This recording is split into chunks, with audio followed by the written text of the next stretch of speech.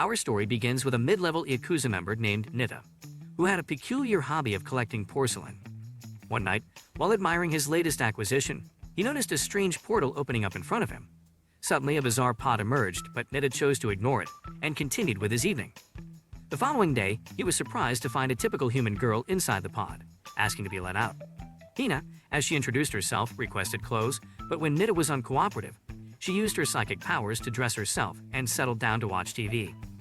As Nita cleaned up the mess, he tried to ask Hina a few questions, but she was unresponsive, simply watching TV as if she had nowhere else to go. Nita found himself taking care of her, from feeding her to washing her hair and even buying her clothes. One day, Hina asked to go to school, but Nita made her promise not to use her powers to avoid chaos. Hina agreed and went to school, but ended up falling asleep in class, causing her classmates to take care of her while Nita was at a meeting, worrying about her. Later on, Hina's powers went out of control and she unintentionally trashed Nita's nice apartment. It turned out that Hina had forgotten to mention that if she didn't use her powers, they would go out of control. To find a solution, Nita came up with a clever idea to put Hina's powers to good use by having her work on a development site, clearing trees and terrain for building. However, Nita's decision to bring Hina to a Yakuza meeting led to his punishment and orders to take out a rival Yakuza. Hina sneaked into the car and gave a speech on how much Nita cared, and before he knew it, every Yakuza member was thrown out of the building. It seemed like Nita had momentarily forgotten that Hina was psychic. In the end, Nita was rewarded for taking out the rival Yakuza, and he decided to treat Hina for a job well done. Suddenly, another strange portal appears, this time in the middle of a road. A biker gang shows up, but they are quickly defeated by a mysterious girl who pops out of the portal. Nita discovers this from one of his subordinates and worries it was Hina, but she was with him all last night playing video games. Upon entering the restaurant, Nita sees the mysterious girl trying to dine and dash, and he offers to pay for her meal. He leaves before getting his food to find out who she is and discovers that she is looking for Hina. This new girl, Anzu, causes trouble around the city, making Nita worry about what would happen if Hina fell somewhere random. He decides to go look for her and brings her along to put an end to Anzu's mischief. Nita tries to avoid a psychic battle since Anzu wants to fight Hina badly, but Nita promises her favorite food if they do it his way. The game was decided, rock, paper, scissors.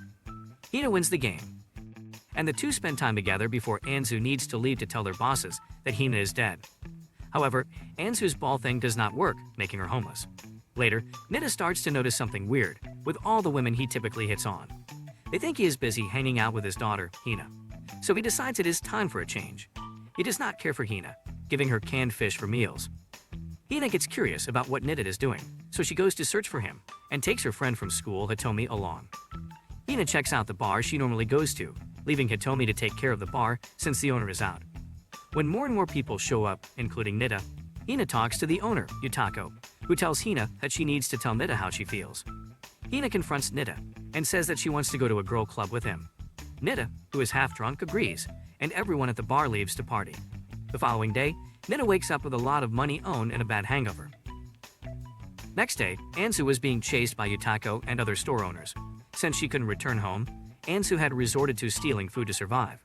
However, she was able to escape the shop owners, thanks to a homeless man who showed her the ropes of being homeless. He taught her how to make money by returning cans, and also how stealing was a crime. Initially, the other homeless people in the camp were not happy with Anzu joining them, but after she sang terribly for them, they accepted her.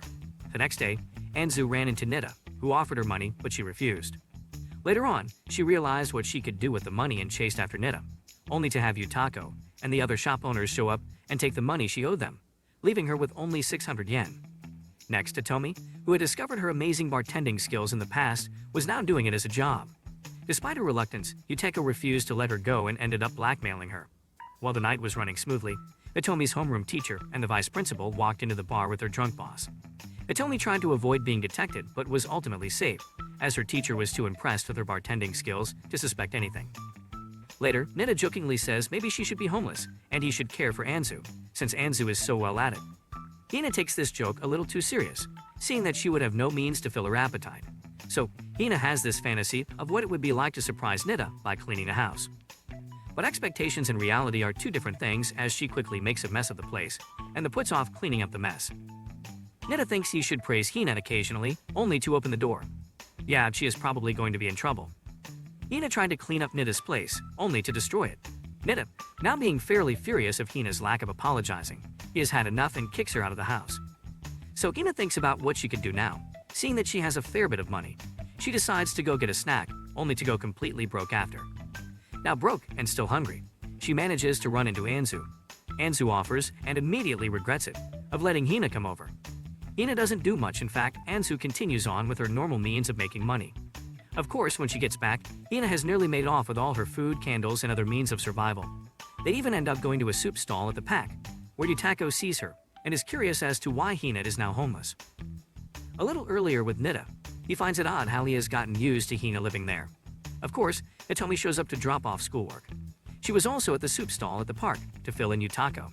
Anyway, seeing that Yutako now knows, Nita has some explaining to do, why he is angry, and everything else. Ultimately, he is kicked out of the bar, since everyone there is furious at him for his actions. Back to Anzu, well, she has had it with Hina, so she kicks her out. So Hina is even more homeless now. The following day, Nita goes to look for her. Well, he runs into Anzu, who again is annoyed at how unfit Hina is for the homeless life. Back to Hina, she manages to find a gig, doing magic. By this I mean levitating people around. Anyway, Nita sees this and well, feels that she is capable of being on her own. Of course, he says this at the bar, and is now banned until he has actually made up with Hina. Upon getting home, Hina is there waiting. She saved up to buy a vase as an apology. While it doesn't look like Nita accepts it, the following day it is presented with the other parts of his collection. The remainder of the episode follows Hitomi, who now comforts the patrons of the bar, from Nita's boss to her teacher and even Yutako. Either way, she makes a lot of money now.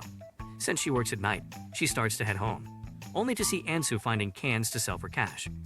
After helping Anzu, the two become somewhat friends, and well, as more time hanging out with Anzu passes, the more tired Hitomi becomes. The episode ends with Hitomi falling asleep standing up. Next day, Anzu learns how to do the trick with the strings. She gets rather addicted, even losing track of time. But this fun quickly comes to an end when she shows the trick to Hina. Thus, Hina's addiction to video games turns into Anzu wanting to get games.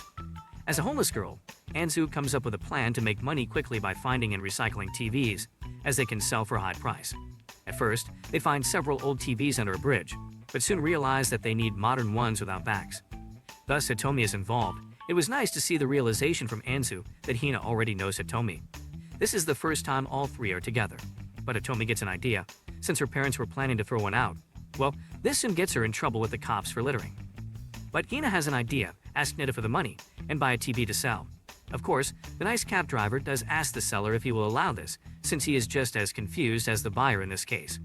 Hitomi finally shows up, and while both TVs are certainly on the newer end, and the buyer questions, and quickly answers what he shall do. In the end, Anzu made money, although probably less money than Hina spent. Later, Hitomi goes to her job as a bartender. Her teacher shows up at the bar, and two classmates see them together, assuming that there's a romantic relationship between them. This creates confusion for Hina and another classmate. The boys try to uncover evidence of the relationship, but Hitomi is terrible at lying, and they fail to find any proof. The episode ends with them entering the bar, where Hitomi quickly reveals her true identity as the bartender, and the teacher remains convinced that she's not the real bartender. The girls' reactions sum up the teacher's surprise well. This is part 1 of the video.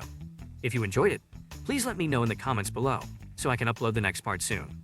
I've already scheduled a few more series to make, but if you have any specific requests or feedback, I'm always open to hearing them. Your opinion matters to me, and I want to make sure I'm creating content that you enjoy. Don't forget to hit the subscribe button to stay updated on new videos. Thanks again for watching, and I'll see you in the next one.